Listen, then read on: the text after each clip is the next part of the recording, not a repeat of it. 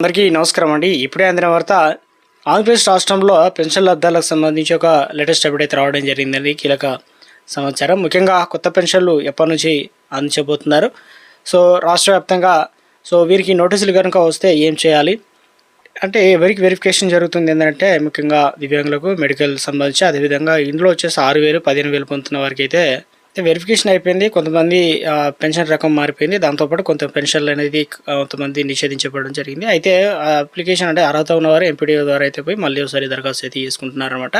గ్రామ సచివాలయం ద్వారా రీఅసెస్మెంట్ నోటీస్ అయితే అందుకున్నవారు, అందులో ఏముందంటే ముఖ్యంగా ఏ తేదీ వరకు చెప్పారో ఆ తేదీన వెళ్ళి హాస్పిటల్కి సంబంధించి వైద్య పరీక్షలు చేయించుకోవాల్సి అయితే ఉంటుందన్నమాట. అలా కంప్లీట్ చేసుకున్న వారు 15 రోజుల్లోనే మళ్ళీ గ్రామ సచివాలయానికి అయితే పంపిస్తున్నారన్నమాట.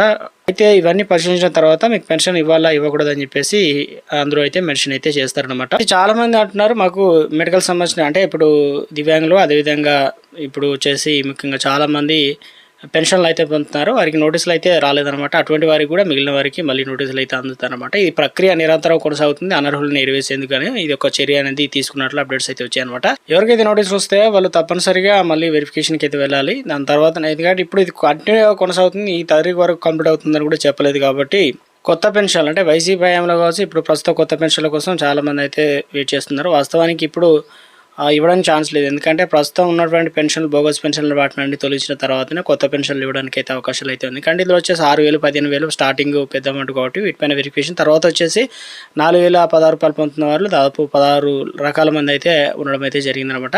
కొత్త వారికి అవకాశం అంటే ముందుగా ఈ వెరిఫికేషన్ అయితే కంప్లీట్ కావాలన్నమాట. అప్పుడు మనకు కొత్త పెన్షన్లు ఇవ్వడానికి ఛాన్స్ అయితే ఉంది. మరి అప్లికేషన్ చేసుకోవడానికి కాస్త టైం పడుతుంది అనమాట. ఈ సంవత్సరం కాకపోయినా నెక్స్ట్ ఇయర్లో అయినా ఇవ్వడానికి అయితే అవకాశాలు ఉన్నట్లు ఒక అప్డేట్ అయితే రావడం జరిగిందండి. ముఖ్యంగా పెన్షన్లకు సంబంధించి